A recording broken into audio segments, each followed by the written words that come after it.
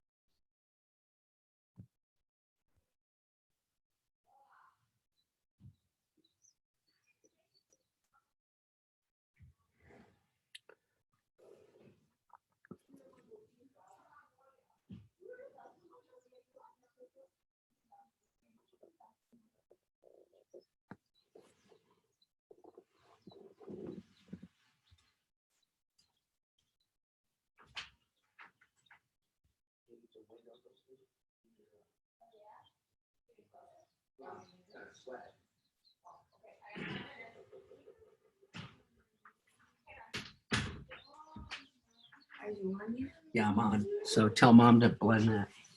Can you close it a little and turn it on? Yeah, okay. Here we go. Love you. Love you. I'll let you know. Hi, Dan, can you hear me? I can. Can you hear me? Yes. Okay. Audio is awesome. I'm coming to you from a new location today. Looks good. Can you tell where I am? Let's see. You're in one of your kids' rooms, maybe? Mm-hmm. Oh, there you go. It's the quietest place in the house right now. So I am at my son's desk underneath his bunk bed. I should have made it a trivia question for everybody to see if they could guess where I'm sitting today. Is that your new whiteboard? Well, I do have my whiteboard behind me. Yes. And then behind that is my son's map of the world. Just in case we need to do geography today. Oh, that's been a topic of discussion recently. The Yeah. health crisis that we're under. Yeah. Geography's been top of everyone's mind.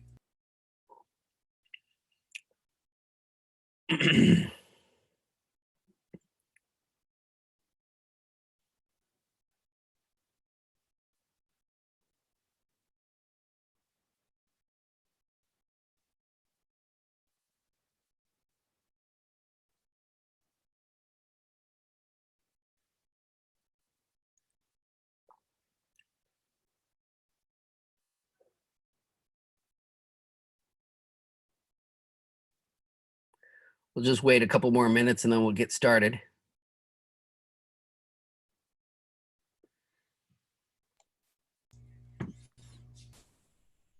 I'm refusing to use my camera because I didn't put makeup on today. Yeah, I've heard that from a few people. Yep, ditto here. This is Lavette. Hi, Dan. I didn't put on makeup either, so if that's any consolation. Good afternoon, everybody. Afternoon, Labette.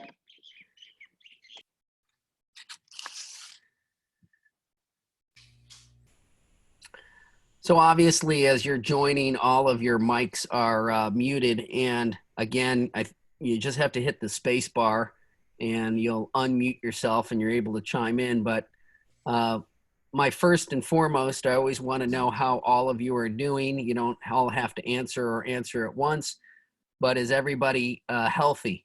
Hopefully everybody's healthy and you're doing okay. I got a thumbs up from Deb, so that's good. Yeah, if anything, if you need anything or you know you're struggling in any form or fashion, let me know because we want to reach out and we want to help. Obviously, I want to touch on some important points that we're all talking about, and this is a great way for me to communicate all of them to you. I actually think the governor's announcement yesterday was beneficial. And the reason why I think it was beneficial is because we're no longer in uncertainty, right? We know what we've got for us for at least until April 30th. And what I mean by that is we know that if we've got properties that are currently under contract, that I think we can feel better that they're probably going to close. The three essentials that you need to have a closing are: you need to have a title company open and doing the paperwork and closing. You need to have a bank or a lender that can initiate a wire transfer, and you need to have a way to record the title. And it sounds like the Bureau of Conveyances is going to do digital recordings. I think that's what incredible timing by the Bureau. I had no idea that they were testing digital recordings for the last 6 months or so with some title companies.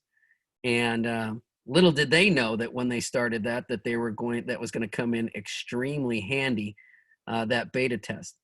As I've said to a few of you, I hope this means that we can leave the archaic system of having to walk a file over to the Bureau of Conveyances. And from this point forward, we can join the rest of the country and go to digital recordings.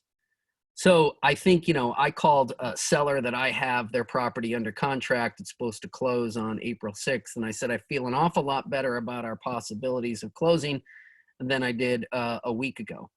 And that's because at least we've got some guidelines about who's going to be open and who's going to be able to do business and who's not, and all of that.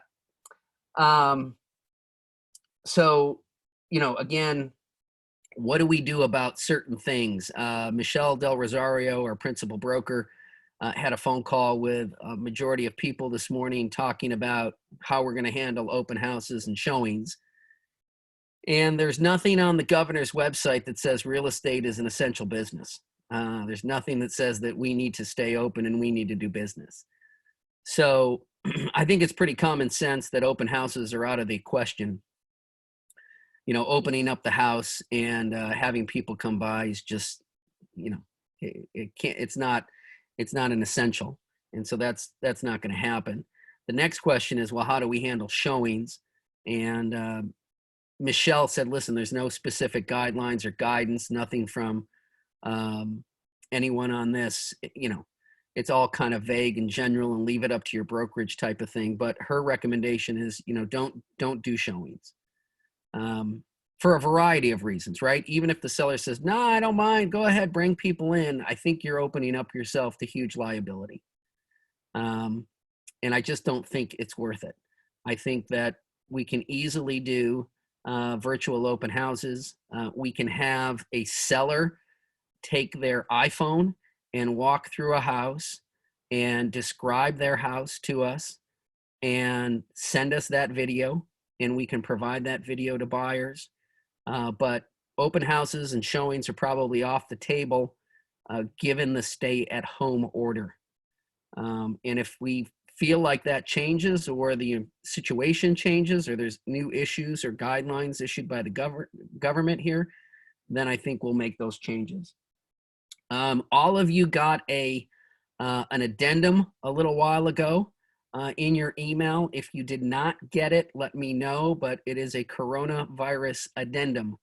And this is a mandatory addendum to go with every purchase contract going forward until we tell you you don't need to use it anymore.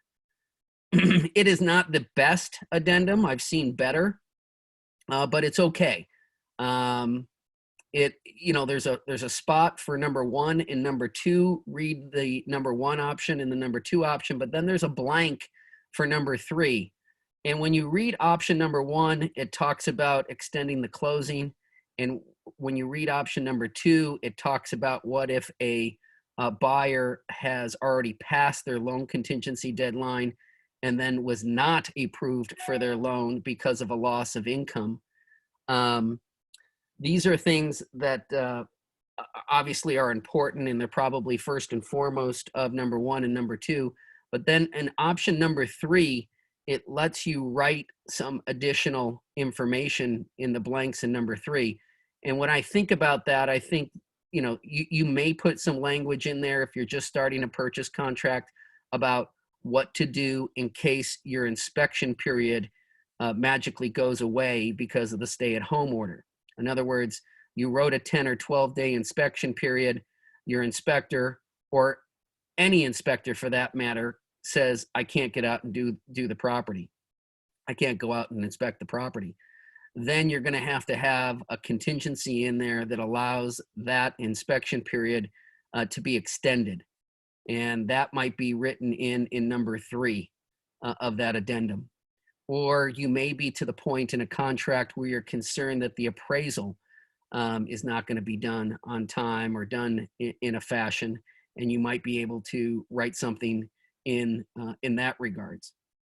So number 3 on that document gives you a little leeway to write in another contingency if you need it. Again, not the best, but it's pretty good. Anybody have any questions on the addendum that they got sent to them? Deb, go ahead. Hit your space bar. Here, I'll unmute you. Let me see if I can unmute you. I can't. There you are. Go ahead. Now I can hear you. Thank you. For escrows that were already in, 2 of them, do I need to add that form? That's a great question. Let me get an answer for you on that. How far are you along? Pretty far? Pretty far on both, yes. Yeah, my answer, I think I know the answer, but I want to confirm it. I think the answer is you certainly can't harm yourself by adding that to the contract at this point. Having the buyer seller sign that and add it to the contract. Okay, thanks. Let me double check on that, all right? Okay. Okay. Let's see. What do I want to go to next? Command. I want to remind you that we've got command training coming up on Wednesday and Friday of this week. And now we get a little bit more in depth. If you were with us last week, you know that the command training was just covering the basics. And now this week we're going to get in depth into 2 parts. So if you can be on the calls, great. They're 1 o'clocks on Wednesday and Friday. John Morris did a great job with that. And I'm looking forward to getting into, get into the deep part of command on each of these details. Want to tell you about something else that has been on my mind. And a lot of you are new to KW and you don't know this, but there's a part of KW called KW Cares, and it's our charitable foundation. And the purpose of KW Cares, both on the local and the federal level, is to help out brokers and agents and to help out market centers that are in trouble. For instance, when you talk about what happened in Houston and in Texas a couple of years ago with the hurricane and the massive flooding, Keller Williams jumped in big. And not only did associates from all over the country fly into Houston, but Keller Williams and KW Cares donated millions of dollars and truckloads of supplies. And we as a family, Keller Williams family, went down to Texas to help clean up and help provide supplies and aids. I was aware of a market center in Florida that had burned down, and KW Cares jumped in at the last minute and helped supply money to get the market center rebuilt and helped supply money for paychecks for agents so they could get some money during this time. The KW Cares organization, I don't know when it was started, how many years ago, but just does an amazing job to be there for agents and market centers in their time of need. When I got to the Denver Market Center and they kind of told me everything that KW Cares does, I was impressed, and I said to my business partners at the time, I'd like to take this a step further, and I'd like to start setting up a KW Cares fund for just our market center. And so we actually started running 2 separate funds at Keller Williams DTC in Denver. The one fund was to help supply money to KW Cares International. And the other fund was to keep money right in the Denver Tech Center Market Center. And the reason for that, as many of you heard my story when I was telling it to you at the meeting a couple of weeks ago, is that I was one of those agents that was on the verge of losing everything during the crash. I was one that was going to lose his house and was on the verge of bankruptcy. And although I wasn't with KW at the time, I was still with Sotheby's. I had not moved over to Keller Williams yet. Nobody was there to jump in to give me a lifeline or help. And I did not want that to happen to agents at Keller Williams. So what I proposed to my business partners is that we start a fund specifically for our local office to help any agent in our local office that may be suffering or maybe having a hard time or that's had some misfortune. So when we start to come out on the other end of this, I want you guys to be thinking about some ways in which we can do that. I want to set up a fund for this individual KW office so we can help our fellow agents if they hit some hard times.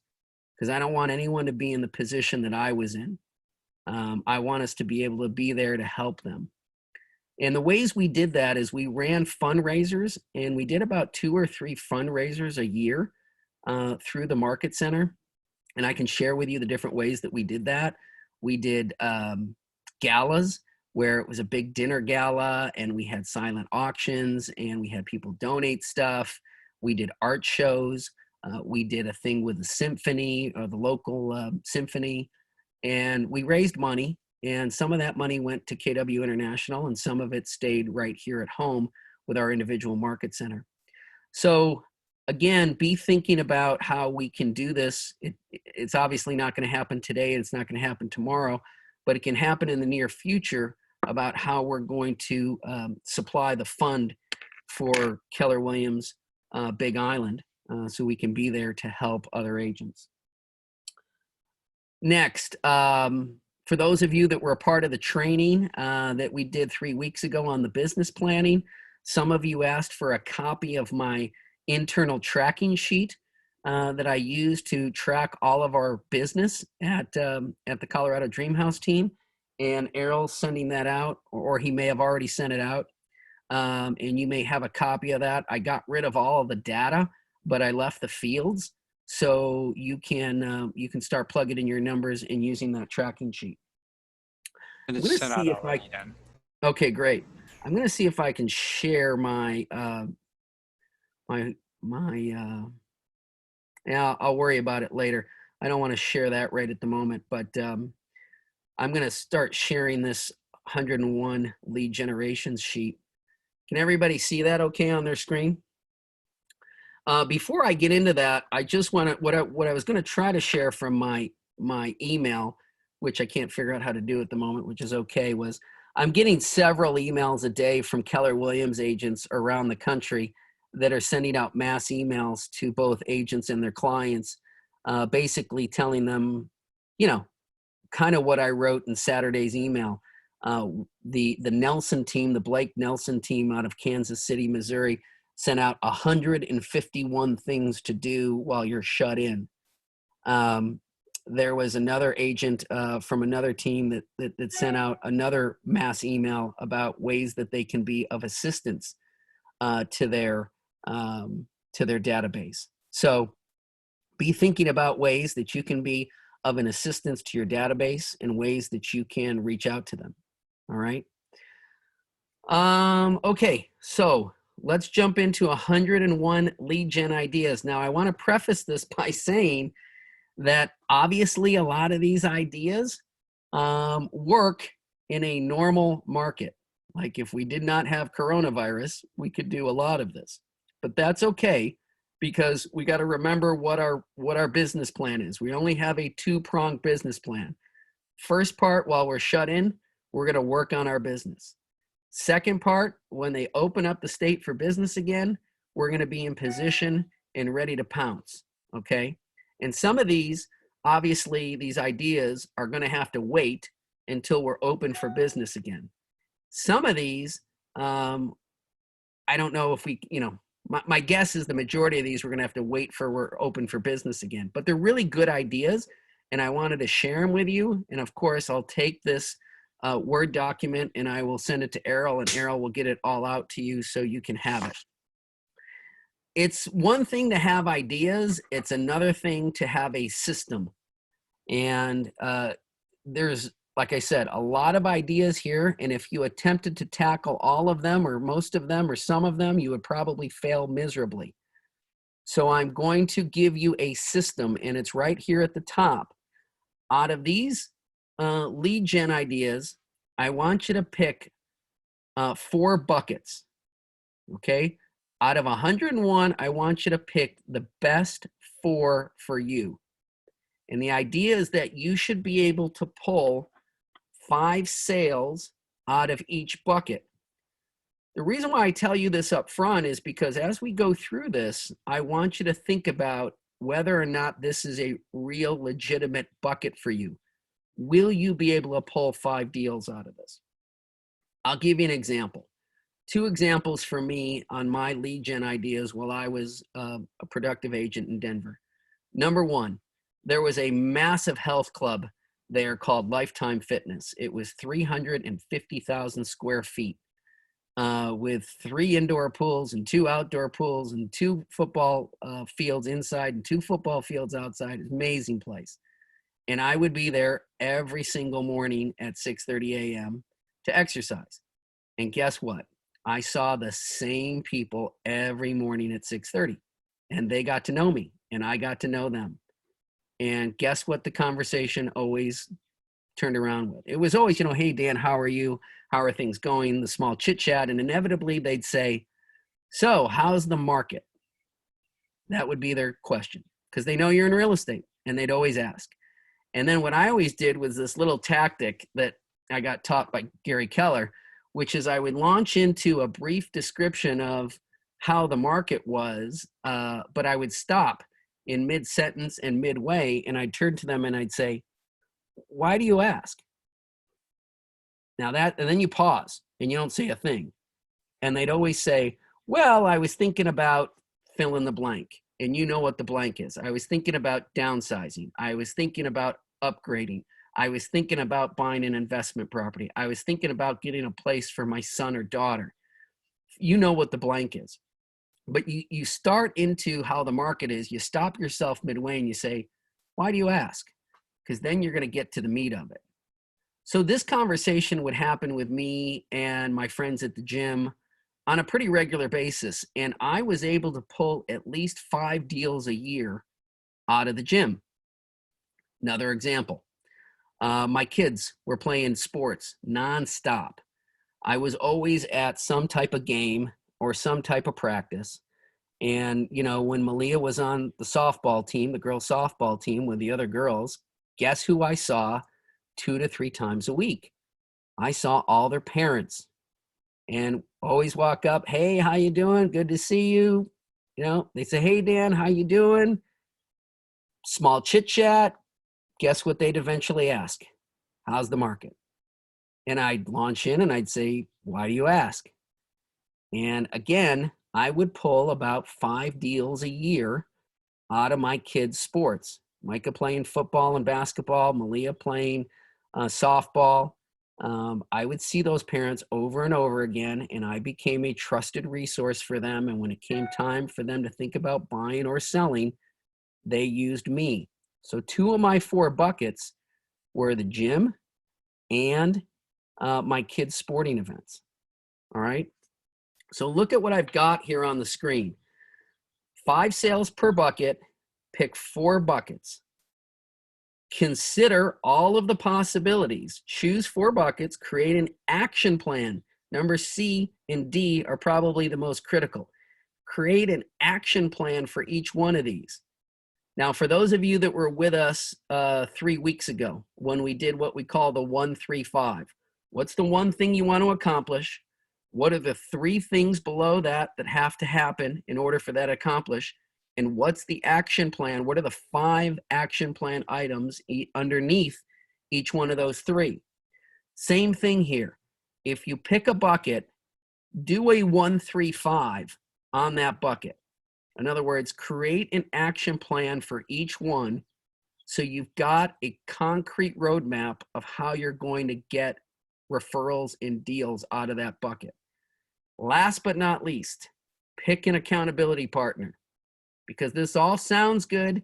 You may even keep it on your desk. You may even keep it taped to your wall. But if you've got nobody calling you on this, there's a good chance you might not complete it. Okay, so we're going to get going on this. Number one, garage sales. I know it sounds crazy, but my wife, she loves garage sales. Other people's trash are her treasure. And she goes garage sailing. And she always kept a stack of my business cards in her purse. Because let's face it, what's happening when somebody's doing a garage sale? There's only two things happening. They're either A, decluttering their life, or B, they're getting ready to move. And so she would always talk to the people at the garage sale and ask them what they were doing and if they had a realtor and if they would like to meet with my husband, that type of thing. Now, my wife is a very shrewd businesswoman. And so what she used to say to me is, for every deal I get you, if the house is above 500,000, I get $1,000. And for every house below 500,000, I get 500. So she was extorting me for leads. Car dealers and salespeople.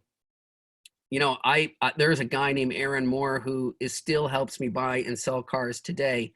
And this guy is just a rock star car dealer.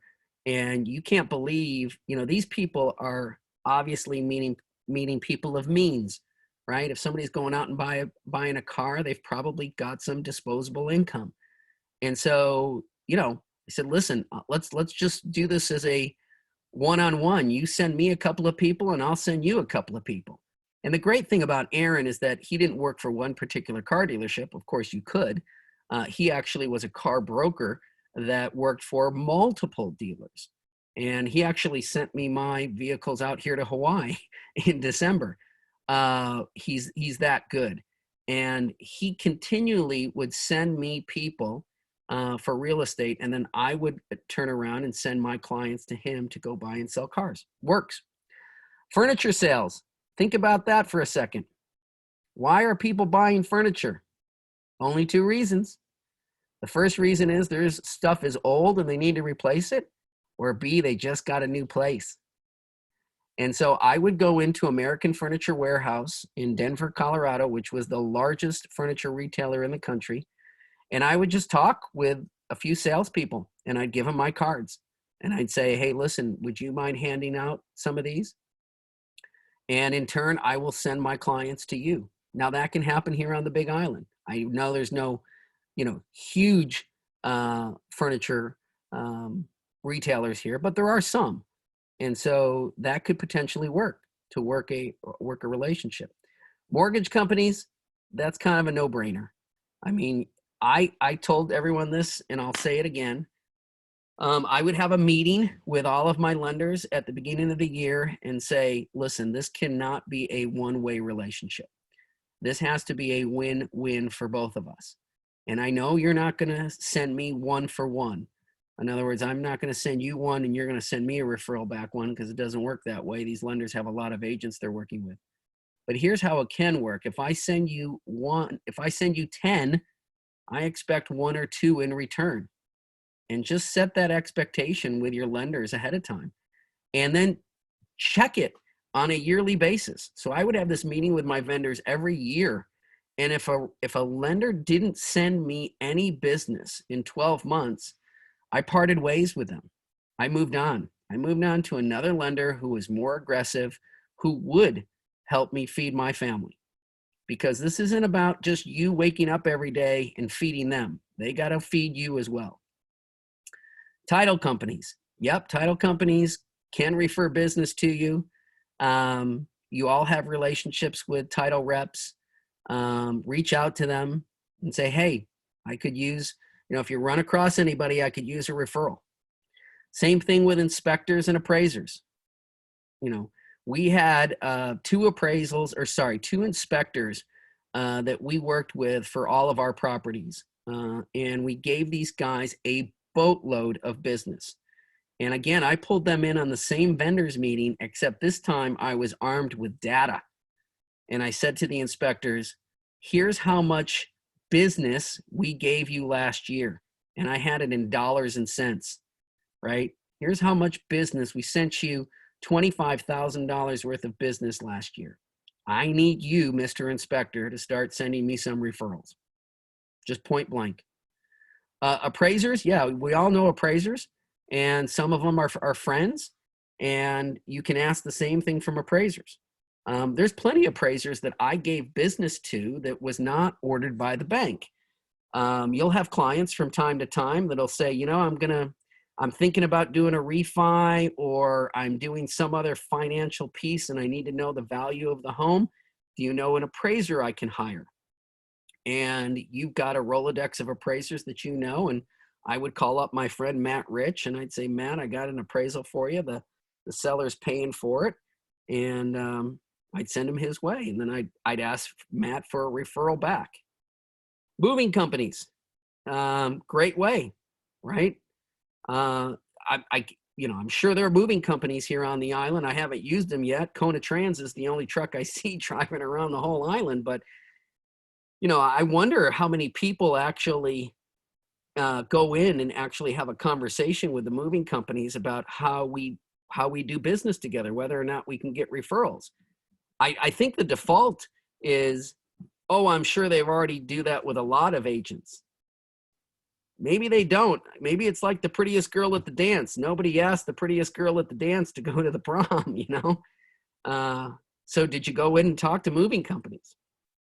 Obviously, Facebook and Twitter and social media, I've tackled that before, and I'll say it again. It's not just enough to post and read. You need to contribute, and you need to engage in social media. You got to get in the conversation and engage in people's posts and get them talking online. Chamber of Commerce. A lot of Chamber of Commerce have meetings, and when they do, go there and rub elbows and hobnob and become a member of the chamber. And, you know, listen, every time I've gone to a Chamber of Commerce meeting, all of the people there are business owners. And guess what they're all there to do? Get more business, you know? And so are you. And so you talk to them about, hey, I'd love to be a resource for you in your carpet business. I'd love to be a resource for you in your plumbing business. But I'm looking for some referrals as well. Airlines, wear a KW shirt in every flight. I know this sounds funny, but it absolutely works. Hang on, I gotta grab a drink. So here's how it works. You put your bag above, you sit down, and inevitably somebody sitting next to you or across from you sees the KW on your shirt, and that prompts a conversation.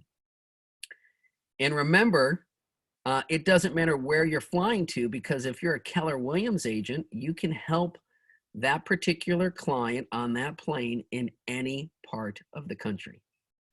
That person sitting across from you says, yeah, well, you're in Kona. I'd love to come visit sometime. I'm in San Antonio. And you say, oh, I've got a terrific agent in San Antonio.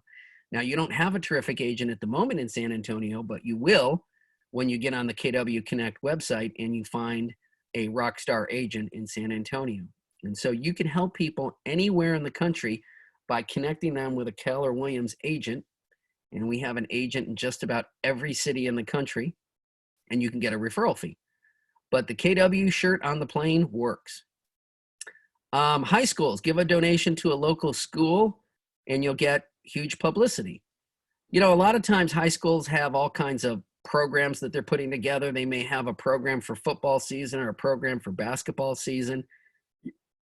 Don't discount the ability to put in a little ad in their program because it works. And moms and dads, when you're talking about, like we were last week, we were talking about tackling the primary market and maybe staying away from the secondary market, secondary home market for a little while. High schools are going to be a great way. Now, are high schools open? No. Are high schools done for the season? No. But when they open up in the fall, are they going to need money? Yeah, they're going to need money. There's no question about it. And maybe giving a donation or being in the local school program or up on a bulletin board would work. Volunteer for school trips. You'll meet other parents and they'll tell you who is moving where. That is absolutely true. And I don't need to add a lot to that because my wife volunteers and does things all the time with we homeschool our kids, but she does things with other homeschool moms. And she comes back and tells me what the other homeschool moms are discussing with their husbands and what they're doing and where they're going and when. And I've gotten more deals out of that than you can shake a stick at. If your kids are in band or in choir or in sports booster clubs, all the same premise, right? And here's an idea, like if you're dropping them off at band or choir or some club, don't just drop them off and drive away. The reason why I say that, like my son had been going prior to the virus to youth group at Livingstone's down on Ali'i Drive. And, we were dropping them off and letting them go. And then I'm thinking, well, there's a bunch of parents there standing around that we can meet and talk to and befriend. And so youth group could be a bucket. Your kids' teachers and principals are sources. Divorces. There's a book called The Tipping Point. It's an okay read. It's not great. Here's the thing on divorces. I had agents on my team for years that said, I'm only doing divorces because, it's 1, 2, or 3 deals, right? It's potentially 3 deals because the divorced couple is selling their house and the husband and wife are each buying a place, and you could potentially get 3 deals out of it. Well, sometimes it works. I did a deal in Colorado before I left where the husband and wife sold the house. The husband was not buying. He went on to rent, but the wife did use me on the buy side. I've been in situations where I sold the husband and wife's house, and the husband and wife, it was so acrimonious, they hated each other, that the wife was not going to use me on the buy side, specifically because I was helping the husband. As a friend of mine once said, the people who are getting divorced are crazy mad, and they could make you crazy in the process. So be careful on divorces. Some people got the stomach for it. It wasn't really for me. Judges, get divorce. Yes, believe it or not, get divorce judges to refer to you. I don't know how that would work on the Big Island. It did work in Denver, and I knew agents that were doing it. Being part of charities, that's a great way. Like we just talked about, at church can be a bucket for some people. Other people feel uncomfortable about asking for business at church. I totally understand, and that's your call. But charities and churches can be good ways to meet people and be a bucket. HOA associations. It says, do not be the president, run the social committee. Well, for those of you who have ever been a president of an HOA, you know why that's written in there, right? Because that we are just forming the HOA here in Hualalai Vistas. And guess who's been heading up the formation committee? Now, I've regretted that on more than one occasion. But I'm still hanging in there, and I'm trying to get this place because the developer is done in here and the HOA needs to be formed. And I kind of took the bull by the horns this fall, and I'm trying to get us to formation. In the process, I know every single homeowner, and I know exactly what their scenario is. And I got my first listing across the street from me. That's the one I'm talking about that's under contract because I got involved in the HOA. Reload companies, they're out there. The word to the wise on the reload companies is that the share that they take is huge. I mean, if you found a reload company that only wanted 30% of the commission, that would be a win. But many of them want 40, 45, 50% of the commission. So be careful. If your kids are in Girls and Boy Scouts, do you belong to a running club? Do you belong to a biking club? In Colorado, we belong to a ski club. I guess people here belong to canoe clubs. And I actually asked a couple of people here if they could introduce me to paddling because that's something I think I would really enjoy. not only for the exercise, but when they all take the canoes out of the water, they all hang around and chit chat and share with each other. And I thought, well, that looks fun, So the canoe club can be a great way to pick up business. I mentioned gyms and personal trainers, new home builder reps. So, this obviously doesn't happen a ton here, but it did in Denver. But I made it a purpose and I told all of my agents on my team that once a month they needed to drive to all of the new home builder communities in and around our office, and that they needed to check in with those salespeople and needed to have a conversation with them. And here's the conversation. I mean, if there's a new home community, this is what you say. Inevitably, you're going to find somebody, Mr. or Mrs. Salesperson, who needs to what? Sell a home in order to buy here. I would love to be that trusted resource for you to help that person sell that home in order to them to buy. Now, I don't know how many builders here take contingencies that would allow a particular consumer to be under contract with the new build while they're selling their house, but it's just something to consider. I found that the new home builder reps were a tremendous resource for our business. Building owners, what they mean by that is it could be a commercial owner of any building. If you rub elbows with them, they're usually in real estate. They're about real estate. They're always thinking about real estate, and they know somebody who is buying or selling.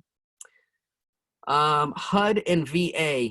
I don't know exactly what would be a great hook here with HUD and VA, other than I can tell you one of the agents in my office just decided that all she was going to do was HUD and VA. And she became like the HUD and VA and FHA specialist. Like nobody knew this business better than she did. In fact, when I used to get some of these deals and I didn't want to do them, I would just refer them over to her because she was that good. And so she built an entire career in business just being the HUD, VA, FHA specialist that nobody could touch. I mean, her knowledge base and her connections were unbelievable. And the same thing for bank short sales. One of the things I said last week when we were on the Zoom call was if you had done short sales and foreclosures in the past, if you had a database of people like asset managers that you've dealt with or people at banks that you've dealt with, start contacting them. Let them know that you are still interested in helping out with short sales and foreclosures. Now, a foreclosure is probably not going to happen right away. It's going to take some time for this economic recession to take a bite out of somebody. And then they're going to have, a certain period of time where the whole process has got to unfold with redemption periods and so forth before they're ultimately going to have to give up the house. But when the house does go to the bank, back to the bank and to the asset manager, hopefully you've got a relationship with that bank person or that asset manager. So maybe 6 or 9 months from now, you might see this being a game plan for you. I'm going to take a breath here and just open it up and see if anybody has any questions that I can answer before we continue. Let's see.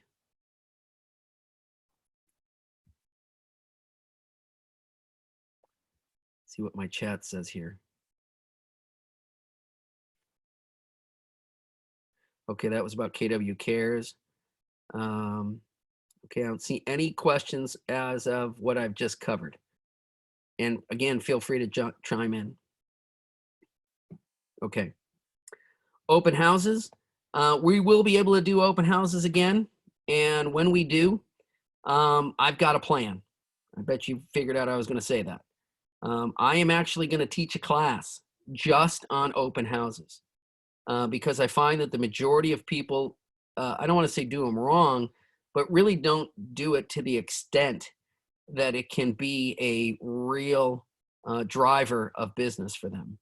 And I've got a document that I'll be sharing with you on the 7 levels of an open house and how to do it at a very, very high level where it it turns out to be something great for you. I'll share one thing that I talked about 3 weeks ago with our KW agents, which is when somebody comes through an open house, what do you want more than anything else? You want their information, and they don't want to give it to you. Like putting out a book for them to sign, I don't know what that does, right? Because I find that most people don't want to sign it. But here's the end result. After they've walked through the house and kind of gave you the warm or not so warm greeting, and you said, hey, go ahead and look around as you want, and they did. After they're done, they're coming towards the door, and of course, you only want to know one thing. Are you interested in this house? Are you interested in buying the house? And again, there's only two outcomes. First outcome is I'm absolutely interested in this house and I want to write a contract. The other outcome is it's not for me and we're going to keep looking. In either scenario, I want you to know that you win. And here's how you win. If they turn to you and say, I want to write a contract, bonsai, right? That was what the open house was for. If they say, no, I want to keep looking, then what you say is, well, would it be helpful if I shared my app with you, the consumer app?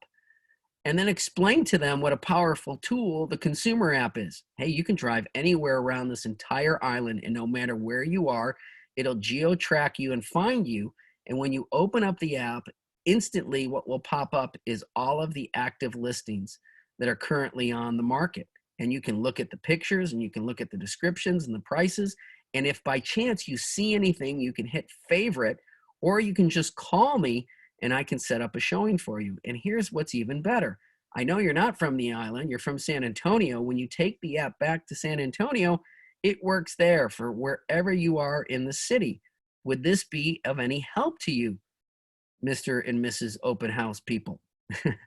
And somebody says, yeah, that would be great. And when they say that would be great, you say, okay, can I have your phone number? And I will text you the link. And so now we did the one thing that we wanted all along. We captured their phone number. And then we send them the link to our app. So every time they open up our app, they get our contact information, they get our face, and better yet, we can see what they're favoriting. Whatever they like, we can check it out and look at it on the back end of command, and it gives us a reason to call them. So now we've got their name, we've got their phone number, and they've got our app. And that's probably the most powerful thing that you can do at an open house. Country clubs. You heard me talk about this at the event that we had out at the Marriott. I joined one, much to my wife's chagrin. I spent the money and I joined a country club, and it paid off in spades because I just got to see these people, these wealthy people, on a day-to-day basis. And they absolutely got to know me and like me and gave me business. All right. Other real estate agents. You heard me last week talk about the 5555, right? One of the plans is every day we're going to either call 5 people or text them. We're going to email 5 people. We are going to get on social media and engage in 5 social posts. And the last one is we're going to get on and communicate with 5 KW agents in other market centers and let them know that we're open for business here on the Big Island, and we would appreciate their referrals and their help, and we'll send it back their way. So real estate agents have to be part of your marketing plan. Have you ever been to a NAR convention? I went to one in San Diego a number of years ago and made a ton of great contacts, mostly with real estate agents, but again, got their card, put them in my database, made sure I connected with them. Same thing at any event by the West Hawaii Association of Realtors. Get involved there, talk with other agents. You never know when one of those agents is going to bring the buyer for your listing from nothing else than a conversation that you had at a West Hawaii event. Getting your designations, your GRI, your CRS. A lot of times you'll meet people and other agents that are part of that group and will refer you business and will feel comfortable referring you business because you have your CRS or your GRI. When you have that in your signature, there are certain consumers that know what that means, and they feel comfortable doing business with you because you have those credentials. Realtor seminars. You go to realtor seminars, you meet other realtors. You meet vendors at realtor seminars that may be able to send you business. College alumni associations. I went to Syracuse University in Syracuse, New York, and I can't tell you on LinkedIn how many times somebody sends a message that says, hey, Dan, see that you're a Syracuse alum. I am too.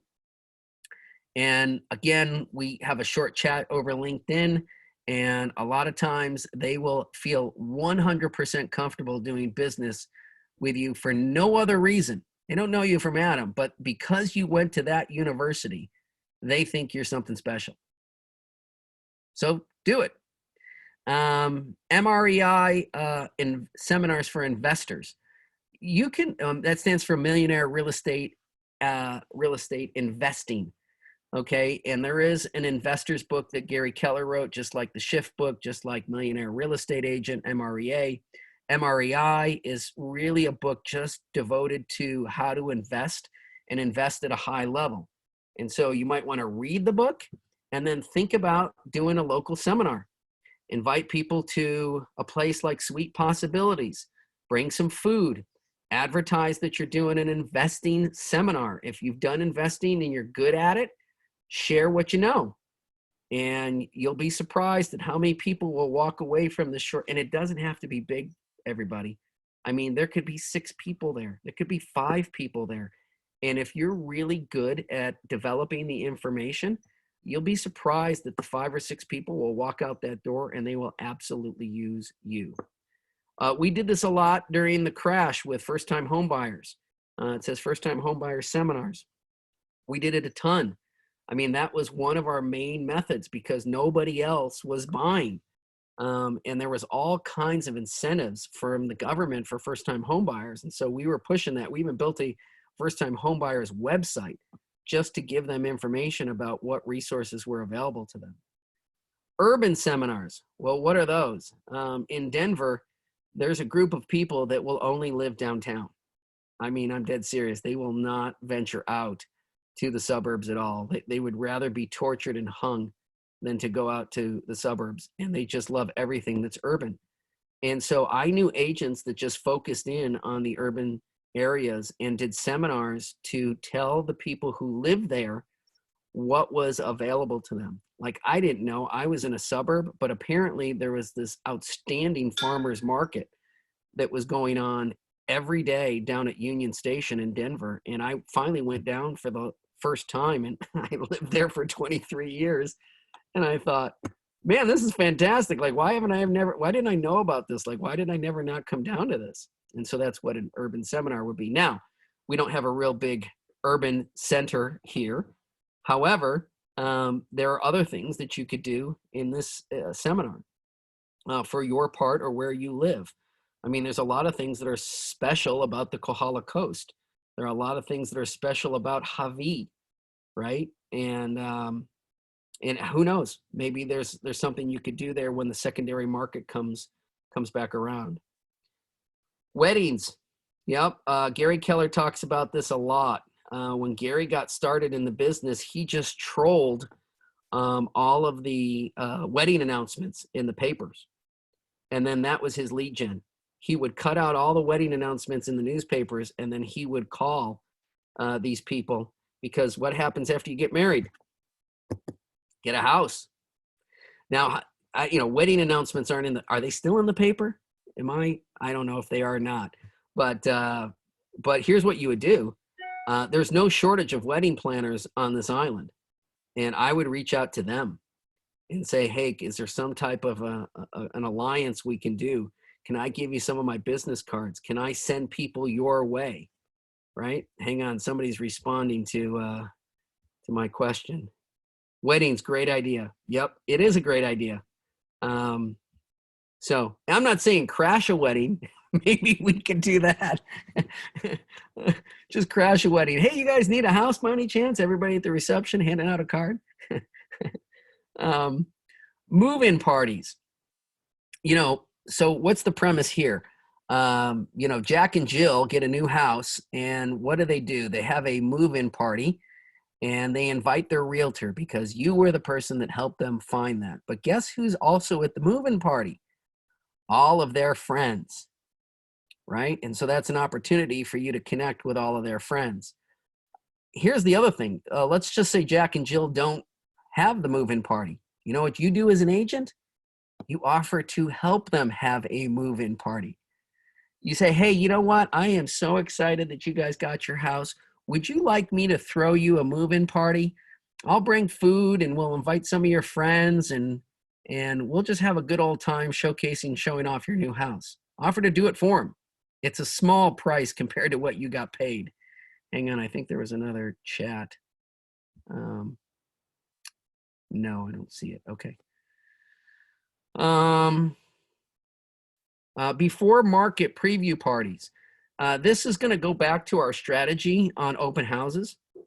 I'm going to give you a strategy on how to do before market previews. But yes, before that house hits the market, if you can host a party there, by all means, it's a great way to pick up business. This is kind of interesting. Apartment, pool areas, grab your swimsuit. Yeah, I don't know how comfortable you are going to be in picking up business at your apartment pool, but it does happen. And so if you're hanging out there and you're seeing the same people over and over again, apartment representatives. This is a really good one. My nephew, Brett, who lives in Colorado, his fiance is a leasing rep, and they live in the building because what they do is that the owner of the apartment complex gives the leasing specialists a deeply discounted rate to live in the building, like 1/3 of the rent. So they live in the building. Beverly knows every single person in the building. She knows what they're up to, because when somebody decides to leave, guess who they contact? The apartment representative. They have to say, hey, I am moving out on such and such a date. I'm giving you my 30, 60, 90, whatever days notice. And Beverly says, oh, where are you headed? Oh, we're going to get a house, or we're thinking about getting a house. This conversation goes on all the time. And I told my nephew, Brett, I said, get your real estate license so Beverly can start funneling you all of these leads, right? Parades. Well, how would you get some business from parades? Well, that's easy. You enter the parade. I think that the Kona Christmas parade is probably one of the funnest parades I've ever seen. And I would come here every December for no other reason, just to make sure I saw the parade. And I literally did it for 20 years with Jen. And I kept telling her, I said, one day I'm going to be in that parade. And I know it's not hard to get in it, but maybe what we should do is get a Keller Williams float for next year. And we'll go and we'll hand out candy, but on all the candy, we'll have a business card or something like that, right? Same thing for city and holiday celebrations. It's an opportunity to meet people and rub elbows. I went up to the Hulualoa festival that they had in December to kick off the holiday season, where all the shops were open at night and they had food vendors. And if I did it again, I would have a pocket full of business cards while I did it. We don't have a Whole Foods here, but Lord, we pray every day that Whole Foods will come to the Big Island, and they have big bulletin boards in Whole Foods of where you can put your card. If there is a place that you can put your business cards somewhere here, it doesn't have to be a Whole Foods, but that would be another way. Nursing homes. Okay, so this one sounds like a little morbid, but let me just tell you how this works. You don't go in and solicit business from the people who are living there. You go in and you solicit business from the administrator, right? Because the administrator is meeting with people who are potentially going to be coming into the nursing home. And guess what those people are doing? They're going to be giving up their home. And because they're going to be giving up their home, you could, again, form an alliance with the administrator of the nursing home. I'll tell you another story that we did and this isn't, I don't know if this is on the list. It may be, but you can do this exact same thing with the 2 hospitals here, with Kona Hospital and with North Community up in Waimea. Here's what happens every year. We were watching the news last night, or it was 2 nights ago, and they showed these medical students jumping up and down. And they said, these students are happy because it's assignment day. And Jennifer goes, what's assignment day? And I said, it's the day in which the interns coming out of college get assigned to a particular hospital that they're going to be doing their internship. And she said, how do you know that? And I said, I know that because we would go to the hospitals and we would meet with the administrators and we would solicit their business. We would ask the administrators to hand out our cards and refer those new interns to us.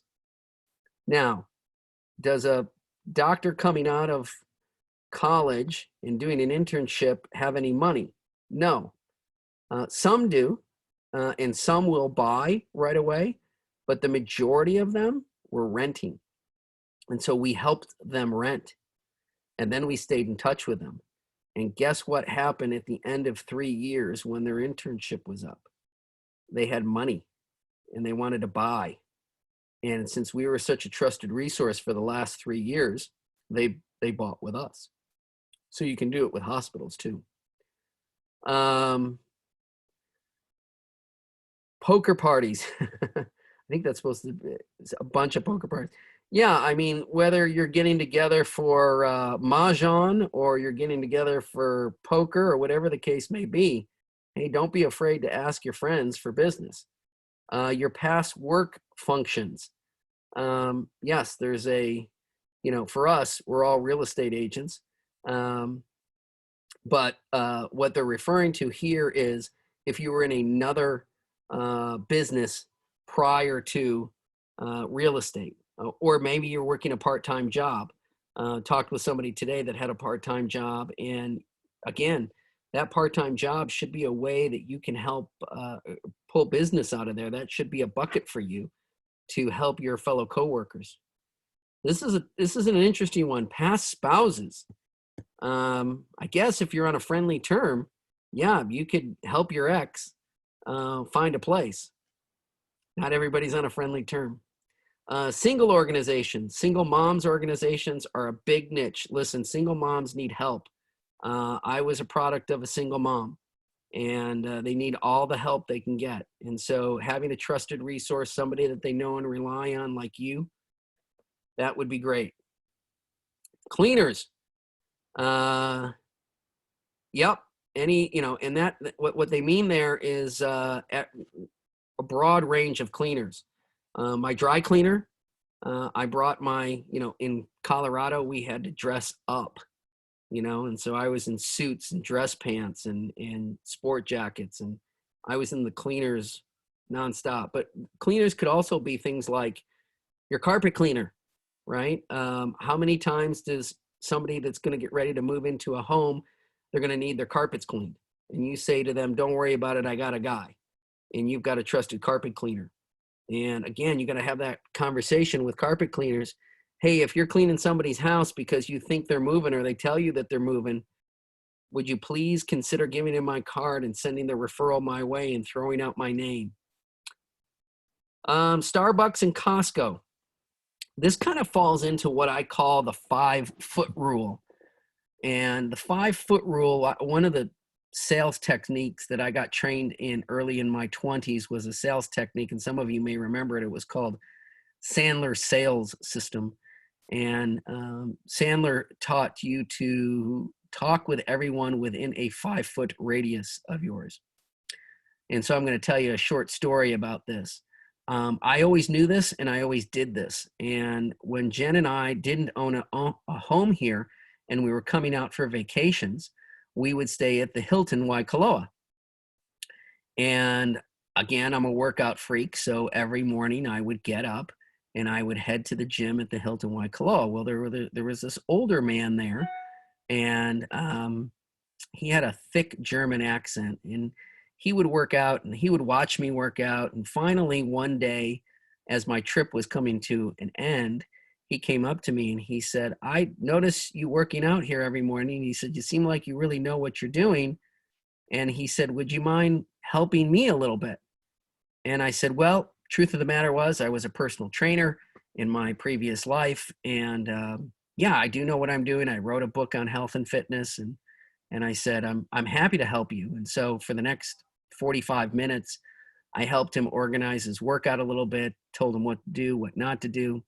And he says to me, are you going to be here tomorrow? Can we meet at the same time? And I said, well, tomorrow's my last day, but yes, I will come down here tomorrow and I'll meet you. And so we work out again. Now you'll notice the one thing in this story is that he never said his name. And so finally I get to the next day and we work out. And at the end of it, he was very grateful and he was very nice and he was a super great guy to know. And so finally I said, you never told me your whole name. All I knew was his first name was Dieter.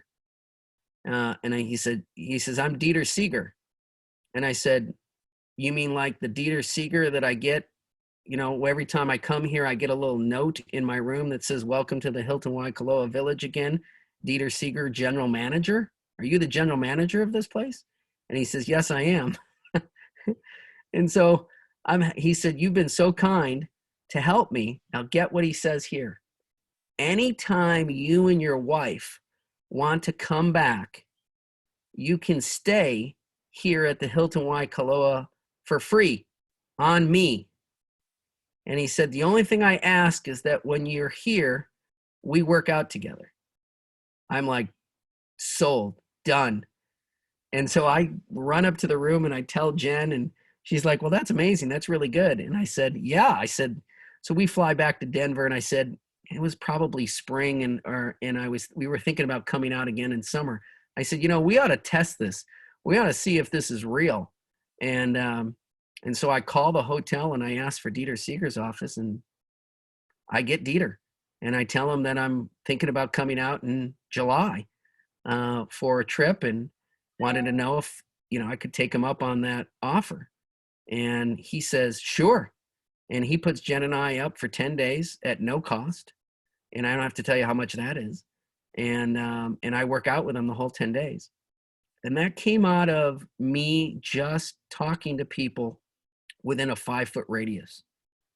And so wherever you are, Starbucks, Costco, talk to them, talk to people.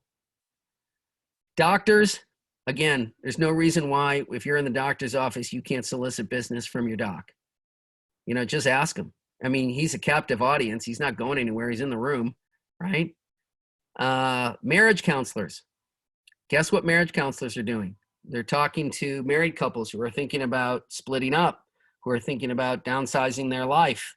If you know a marriage counselor, have a conversation. CPAs, great source.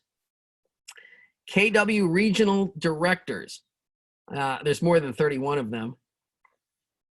Ours is Carl Batiste, and there's no reason why you can't put a bug in Carl's ear. KW team leaders, that'd be me. Yes, I'm already funneling leads that are coming in to you guys. KW MCAs, that's market center administrators. They can be a source for leads.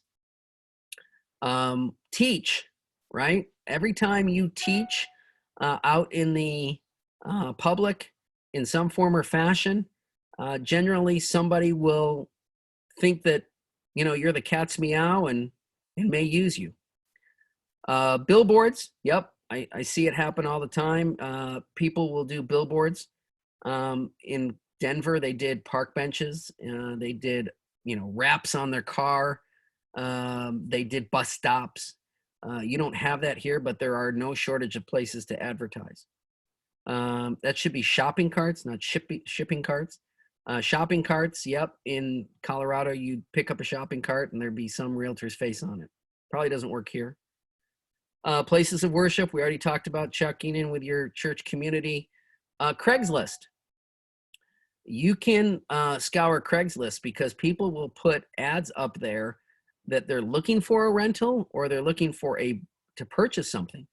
And so sometimes you can get a lead off of there. Now, granted, you got to be careful because sometimes they're scams. It's not the best source, but that's why I asked at the beginning whether or not this was going to be a real bucket for you. Newspapers are going away, but at one time they were, there still may be a local publication that may be a West Hawaii Today that could be a resource for you. Local magazines, there's still some that are around. Theaters let you advertise a lot of times in a theater. I've never done TV ads, although I know agents that do them. I did do a radio show for 2 years. There was a AM radio station in Denver, KNUS, and I did Dreamhouse Radio. My team was the Colorado Dreamhouse team. We called it Dreamhouse Radio. I went in on Sunday mornings. I paid for a block hour of time, and I gave people just information that they wanted to know about real estate. It was call-in format, and so we'd take phone calls and answer questions. And Adrian and Attilio over on Oahu, obviously Team Lolly does this now on 690 here in the islands. It can be a great source of business for you. I love this one. Back of your laptop. Most people don't have anything on the back of their laptop. But if you put some type of advertisement about who you are and what you do on there, and you're sitting at Starbucks and somebody sees it, it could prompt somebody to ask you a question. You can put up some restaurants will let you put up information, whether it be a business card or a flyer. Networking groups, there's all kinds of them. If you just look on LinkedIn and you look up the word networking groups, I mean, there's a group on LinkedIn just for Syracuse University alumni. And I'm a part of that. And I can post something in that group and just say, hey, fellow Syracuse alums, any of you thinking about coming to Hawaii, make sure you look me up. And they will, because as you know, people with colleges and universities are just loyal. I mean, to a fault. Hang on, let's see if I can grab this chat.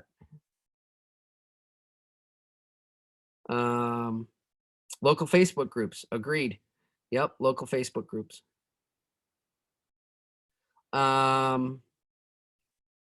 Stockbrokers, yep, can be a source for you. My stockbroker was a good source in Denver. He sent me business, and he actually sponsored some of my events. That's another thing. Like, if you're thinking about doing an event, don't think that you have to foot the entire bill. Many times I would put on events. Well, I did 3 a year, and I only paid a fraction of the event. Like a typical event for 200 of my clients was running about $6,000, and I was paying $2,000, and the other $4,000 was coming from my event sponsors. That would be my lender, my plumber, my builder, my window guy, my roofer, my stager. All of those people would be putting up some money to be a part of that event. And we would give them significant advertising in and around that event. Door knocking, this is not on the table right now, but it will come back. And if we go back to what I was talking about 2 weeks ago, or just last week, if we're going to go after a primary focus, primary residence, not secondary homes, then you're going to start farming a neighborhood. And if you're going to start farming a neighborhood, then you can door knock when we're permitted. And some people like it and some people don't. I've told you the story about my business partner, Scott Davidson. He's got that boy next door look. He is so sincere. When he knocks somebody's door, he gets invited in, like almost every time. I don't know how he does it. It's amazing. I can't do it as well as he can, but he can do it. Low inventory. What do they mean by that as a lead source? You can use that story of low inventory out to your sphere and motivate them to kick into gear. Expires. Yep, there's cold calling expireds. And again, like door knocking, not for everybody. But certainly I know agents, and I know agents here on the Big Island that cold called expireds. Remember, as I said before, they're expired for a reason. And the reason why they're expired is because they were overpriced. They'll try to blame it on the marketing. They'll try to blame it on the agent. They always throw the agent under the bus. But remember, we've got scripts that will help you with expireds. Go to the malls. I'm not saying just stand in the middle of the mall and hand out cards, but there are kiosks that you could post stuff in the malls, but we don't have a mall here. But that was one of them. Professional building search. What they meant by that is if you had walked into an office building, your name would be listed on there if you had an office in there, and that people would see it, and that would be a search, a way that people could find you. Horse shows. You know, whether it's horse shows or car shows, it doesn't really matter. Attend these things. Every year, the Colorado Dream House team, we would set up a booth at about 4 car shows in the summer. Shannon would start in January. She would get the calendar for the summer of car shows, and we would be there. We would be there with a 10 by 10 booth. We would be handing out free popcorn. We'd be handing out free water. It was blistering hot in Denver in the summer. We gave free sunscreen, and we gave the kids an opportunity to play some games, because we found that if the kids stopped at the booth, then the parents stopped at the booth, and we would give stuff away. And so whatever show goes on here in Kona, you could give it a try. I'm not saying it's a huge lead producer, but some people do well. Farm and area. Again, we talked about farming, picking a subdivision and farming that subdivision. Talked about hospitals, hotels. Yep, hotels can be a place where you can do some advertising.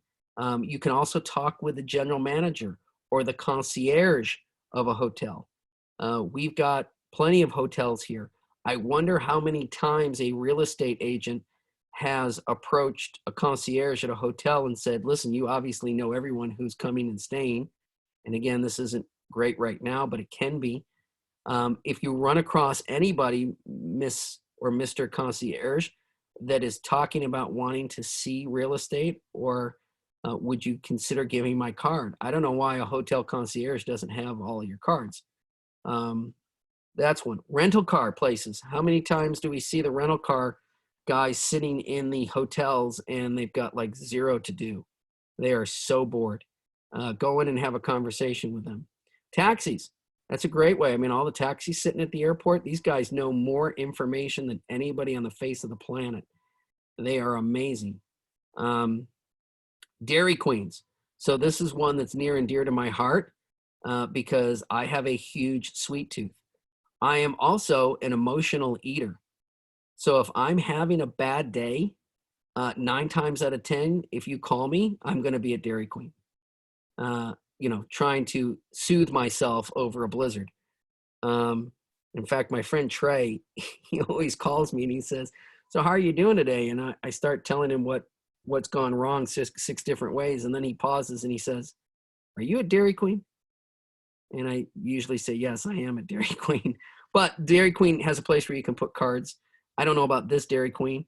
I have been the one in Kona Commons several times. I got to look to see if they've got a bulletin board or a place to put business cards. Goodwills. Yep, it's a great source. There is a Goodwill here. It's over by Costco, and I haven't been in there, but it would be interesting to see if there's someone we can hand cards out to or post anything. Hair salons, blood banks. I hadn't thought about that one.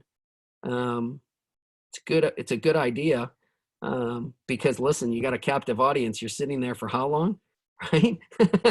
I mean, what if you were sitting there giving blood and you struck up a conversation? I mean, they're asking us to give blood.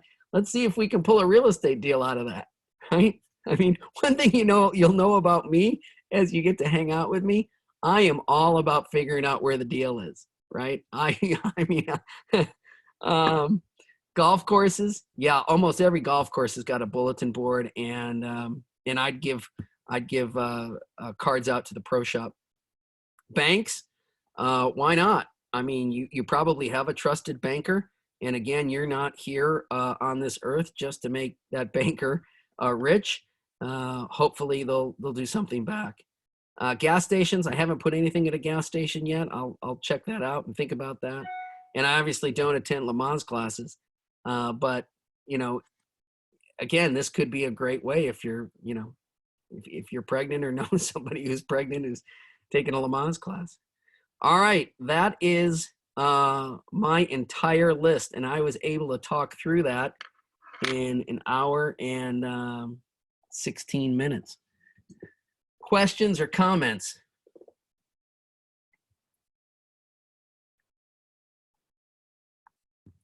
So again, the premise is I want you to take a look at that list. Think about 4 of them that you think are really, really doable for you and something of your interest. Think about 4 of them and then come up with an action plan for each 4 about how you're going to pull 5 deals a year out of that, and then identify an accountability partner. Anything else anyone wants to talk about or have a question for me before we let you go? Hang on, let me get to the chat function. Carol Ann says, planning on tapping into sphere of influence in other states, can we recruit from another state? Yeah, you absolutely can. You can even recruit from another country, right? You know, if you're talking to an agent in another state that is not with Keller Williams, tell them why you love Keller Williams, and then, you know, introduce them to the team leader in that market center. Do a little work ahead of time, figure out what market center is in their city, contact the team leader, make sure you set up the appointment appropriately, and that way you can tell whoever you're talking to that so-and-so team leader from Keller Williams is gonna contact them. Question is, can you send a copy of your presentation today? Yes, I will. If you send presentation, please send in PDF format. Well, we'll send it in both Word and in PDF. Is there a way to find out if that market center is a profitable one? Yeah, I don't know about that, but here's what you can do. In other words, if you're going to have somebody from another brokerage firm in another city meet with a Keller Williams representative and you're worried that it may not be a very good market center, then maybe what you do is you go into KW Connect and you sort that market center by the top producers, and you call one of the top producers to find out if the market center is a profitable one and how well it's run and how happy that top producer is before then you reach out to the team leader. That should do it. What do you think about fee-based lead sources? I've done them. I've done all of them and then some.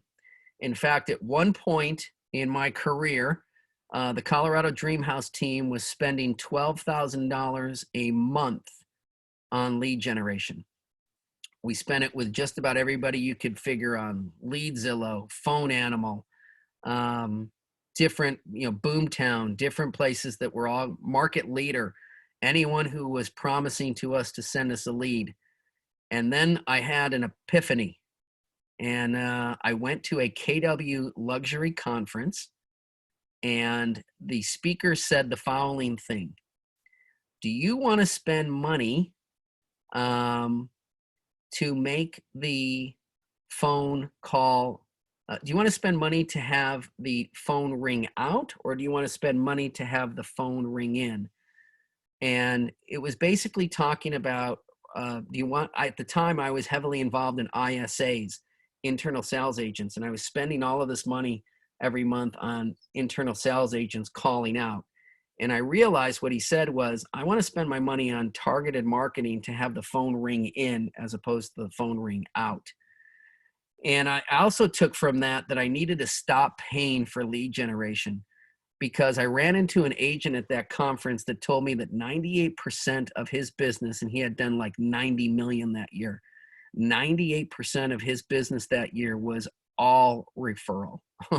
Almost all but 3% was referral. And I said, please share with me how you're doing that. Can you tell me what your game plan is? And he told me how 97% of his business was referral. And then I went back home after that meeting. I gathered the staff back and I told Shannon, I said, cancel every contract we have for lead generation. We are cutting $12,000 a month out of the budget. We're going to take a portion of that and we're going to devote it to marketing us and getting the phone to ring in. And then we're going to take a portion of that and we're going to start working on our referral business. And I said, within 2 years, we are going to be a 97% referral-based business. And we were. And I can share with all of you in another call about how we did that. We switched from what I call being dependent on spending money for lead sources to developing lead sources all on our own. And he says, now that the title offices can do electronic recordings, can they do same-day closings? Technically, yes, they can, but will they? And I know there was some conversation last fall with the legislature about moving from an escrow state to a table funding state. I know that there's a lot of people in Honolulu that are in favor for it. The question is whether or not the Hawaii Association of Realtors and the Real Estate Commission will eventually move to that. One of the birdies that I was talking to last fall said it could happen inside of 2 years and thought that they would eventually get there. And I think that would be fantastic. I came from a table funding state. That means the documents got signed that day, the money got sent that day, and the keys were handed over that day, and it is wonderful. Trust me, it is a lot smoother. Is there any limit on how many licenses we can have in a reciprocal state or another country? No, there isn't. You can have as many licenses. I was licensed at one time in Colorado, California, and Hawaii. Good question, Carol. If I add to that, Dan, I owned a real estate company in Colorado as well, but my license has since expired. Are you licensed in both Colorado and Hawaii? I am. And so my work is double, right? I've got to do 20 credits here every 2 years, and I got to do 24 credits every 3 years in Colorado. So I got to get busy is what I got to start taking a lot of continuing education courses. To get licensed in Colorado, is it just the state exam I would need? Yes. So Hawaii and Colorado have a reciprocal agreement where you don't have to take the federal portion of the exam. You only have to take the state portion of the exam. All right. Other questions? You keep them coming if you want.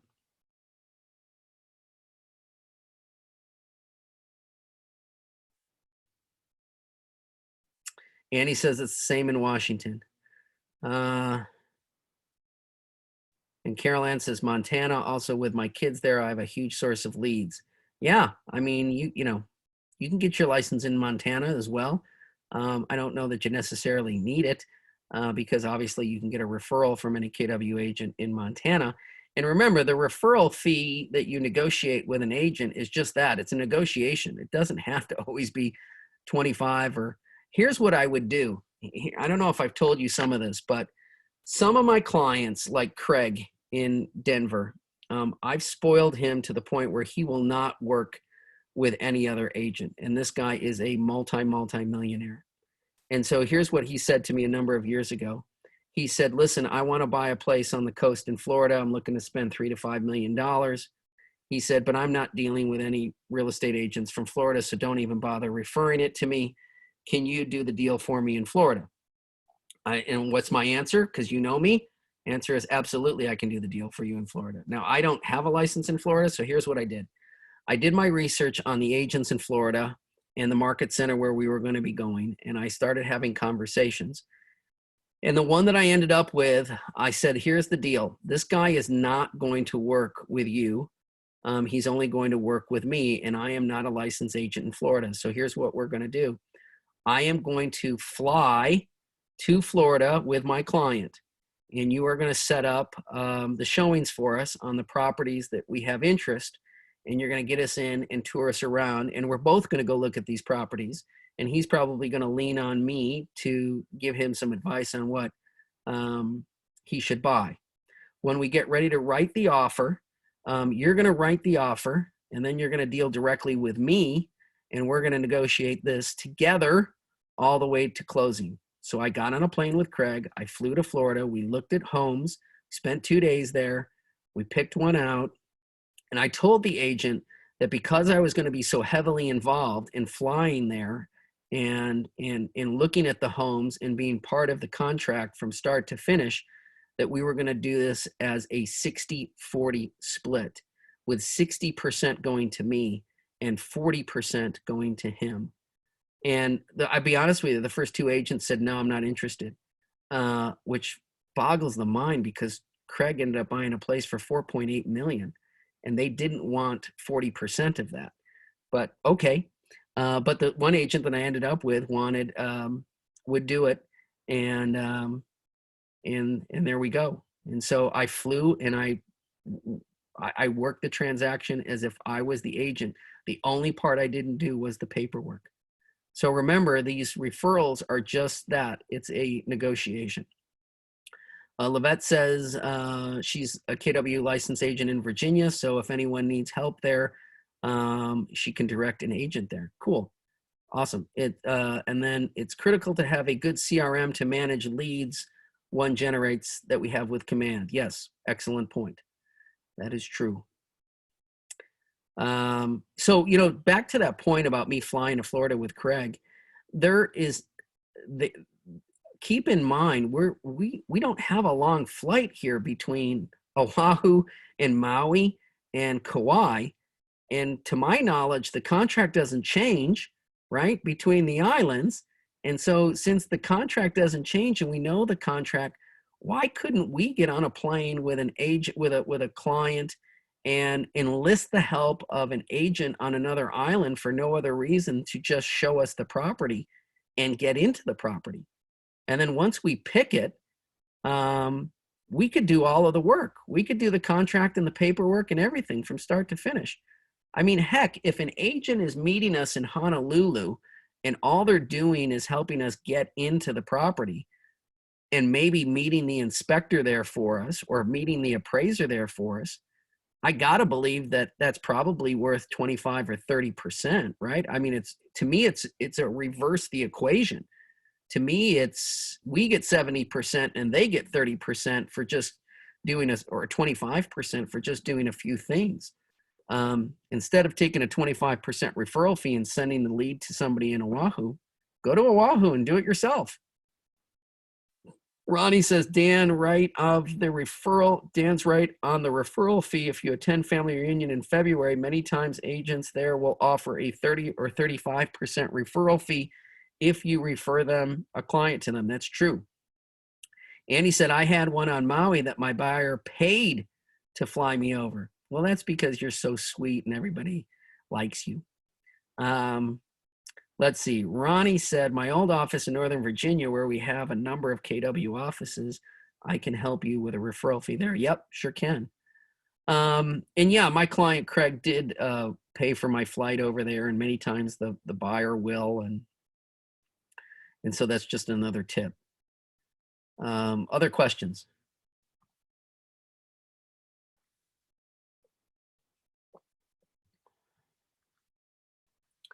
All right. Well, I hope I'm keeping you all up to date and that these are all very helpful and you're getting a lot of good information. And as I said, this is not going to stop. Next week, we're going to be, it's going to be on Wednesday, not Tuesday. We're going to be tackling marketing, and we're going to be looking at different marketing opportunities, options. What type of marketing could you put together to stand out from all the other agents when you take a listing? And so that's going to be some of the conversation next week. And in the meantime, as I always say, if you need to call me or you want to meet with me, I guess we're not supposed to meet one-on-one, but I probably would. You can come to the Keller Williams International headquarters. which is my garage temporarily. And I'm happy to meet with any of you to help work on specific items. Okay? Other questions? Okay. Everybody have a great day. Thank you so much. Talk to you later.